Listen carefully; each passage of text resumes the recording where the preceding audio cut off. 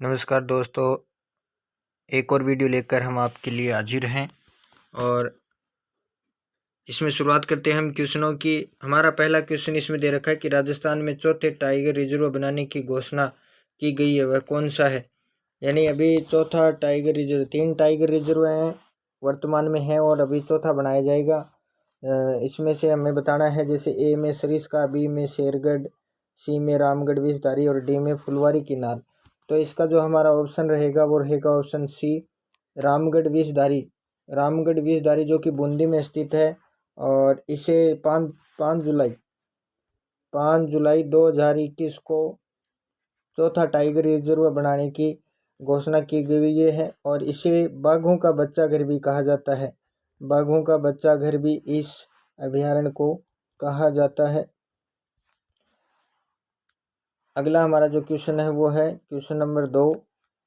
बापू पौधारोपण योजना की शुरुआत किस जिले से की गई है। बापू, इसमें तो दे रखा है, देखो, option A Alwar, option B Jaipur, option C Bharatpur और ऑप्शन डी जोधपुर। तो बापू जो योजना है वो अलवर से शुरू की गई है। भाई कहाँ से की गई है? अलवर से। इसकी शुरुआत है वो आज़ादी के अमृत महोत्सव पर की गई थी, यानी आज़ादी का अमृत महोत्सव है उस समय इसकी शुरुआत हुई है और इसकी शुरुआत हुई है 16 अगस्त 2021।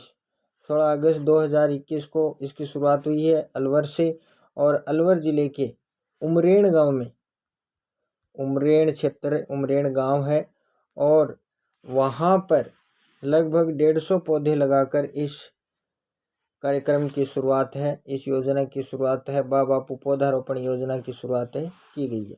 अगला हमारा क्वेश्चन नंबर 3।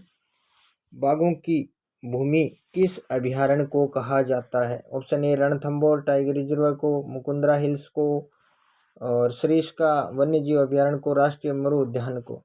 तो बाघों की भूमि कहा जाता है रणथंभौर टाइगर रिजर्व को। रणथंभौर जो टाइगर रिजर्व है उसको क्या कहा जाता है? बाघों की भूमि कहा जाता है। सरिस्का वन्य जीव अभयारण्य कहाँ पर है? सरिस्का अलवर में। सरिस्का कहाँ पर है? अलवर में। राष्ट्रीय मरु उद्यान जैसलमेर में, सबसे बड़ा अभयारण्य जैसलमेर।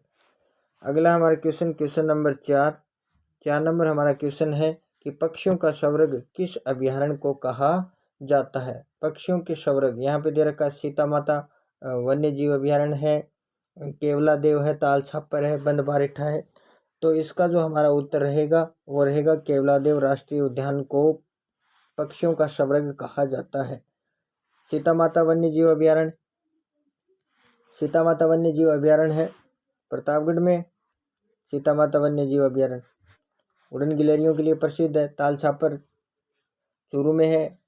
काले हिरणों के लिए प्रसिद्ध है। बंद बारिठा है वो भरतपुर में। क्वेश्चन नंबर 5 है कि राजस्थान का सबसे बड़ा अभयारण्य कौन सा है। तो option A Ranthambore, option B राष्ट्रीय मरु उद्यान, option C Sajjangarh, option D Sariska. तो यहाँ पे हमारा होगा राष्ट्रीय मरु उद्यान जैसलमेर, जो कि क्या है, सबसे बड़ा अभयारण्य है। और यहाँ पर आकलवुड फॉसिल पार्क भी है। जीवाश्म ईंधन, यहाँ पे जीवाश्म ईंधन के अवशेष प्राप्त हुए हैं। आकलवुड फॉसिल पार्क है वो भी यहाँ पर स्थित है। अगला हमारा क्वेश्चन है क्वेश्चन नंबर 6 नंबर हमारा क्वेश्चन है माचिया बायोलॉजिकल पार्क कहाँ पर है। माचिया बायोलॉजिकल पार्क की अगर बात की जाए तो Machia biological park, option A Jaipur, option B Jodhpur, option C Kota, option D Udaipur. इसमें हमारा जो उत्तर रहेगा वो रहेगा माचिया जो पार्क है वो जोधपुर में है। और ये इसकी स्थापना की बात की जाए तो 20 जनवरी कब की गई थी? 20 जनवरी 2016 को। और ये बात की जाए तो मारवाड़ का प्रथम जैविक पार्क है। क्या है? मारवाड़ का प्रथम जैविक park. Question number 7 number question है कि आफरी की स्थापना राजस्थान के किस जिले में की गई। Option A Barmer, option B Jaisalmer, option C Bikaner, option D Jodhpur. तो इसकी स्थापना है वो जोधपुर में की गई। और इसके अंदर क्या होता है, जो आफरी है इसकी स्थापना 1985 में की गई। कब की गई? 1985 में। और एक होता है आफरी के अलावा एक काजरी है। काजरी, इसकी स्थापना भी यहीं पे की गई है और इसकी स्थापना है वो भारत सरकार ने 1952 में की थी। 1952 में मरुस्थल में ज़्यादा से ज़्यादा पेड़ पौधे लगाने के लिए, वृक्षारोपण करने के लिए इसकी स्थापना की गई। और 1959 में, कब भाई, 1959 में इसका नाम केंद्रीय मरु अनुसंधान संस्थान कर दिया गया था। अगला हमारा जो क्वेश्चन है, क्वेश्चन नंबर 8 नंबर क्वेश्चन है हमारा, प्रथम अमृता देवी बिश्नोई पुरस्कार गंगाराम बिश्नोई को दिया गया। तो ये गंगाराम बिश्नोई किस जिले से थे? ए पाली, बी नागौर, सी बीकानेर, डी चूरू। तो ये थे पाली से, जो गंगाराम बिश्नोई थे ये पाली से थे। और इसमें जो पुरस्कार दिया जाता है अमृता देवी बिश्नोई पुरस्कार, इसमें जो पहला पुरस्कार होता है वो किसी संस्था को दिया जाता है जो कि वन और वन्य जीव क्षेत्र में अच्छे कार्य करती है। तो उसमें 1 लाख रुपए और प्रमाण पत्र दिया जाता है। दूसरा पुरस्कार है वो उसके अंदर 50,000 रुपए और प्रमाण पत्र दिया जाता है। ये किसको दिया जाता है? ये किसी एक व्यक्ति को दिया जाता है, यानी वन विकास, संरक्षण और वन सुरक्षा में उत्कृष्ट कार्य करने वाले व्यक्ति को दिया जाता है। तीसरा पुरस्कार, इसमें 50,000 रुपए और एक प्रमाण पत्र दिया जाता है। ये किसको दिया जाता है? ये वन्य जीव संरक्षण एवं सुरक्षा में उत्कृष्ट कार्य करने वाले व्यक्ति को दिया जाता है। अगला हमारा क्वेश्चन संख्या 9 नंबर क्वेश्चन है कि इंदिरा प्रियदर्शनी वृक्ष मित्र पुरस्कार देने की शुरुआत कब की गई? ए 1981, बी 1982, सी 1985, डी 1986। तो इंदिरा प्रियदर्शनी वृक्ष मित्र पुरस्कार है, ये देने की शुरुआत 1986 में की गई थी। कब की गई थी? 1986 में।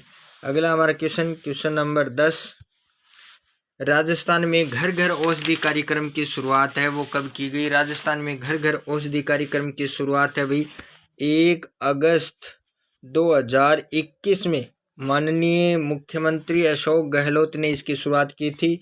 और इसमें जो कोरोना काल आया था, कोरोना काल के समय इसकी शुरुआत की गई थी, ताकि इन देसी औषधियों से, जड़ी बूटियों से घर बैठे व्यक्ति है वो कुछ हद तक आराम प्राप्त कर सके, इसके लिए। और इसमें क्या किया गया था, इसके अंतर्गत जो पौधे हैं वो बांटे गए थे। इसमें तुलसी है, गिलोय है, अश्वगंधा है, कालमेघ है, ये पौधे वितरित किए गए थे निःशुल्क।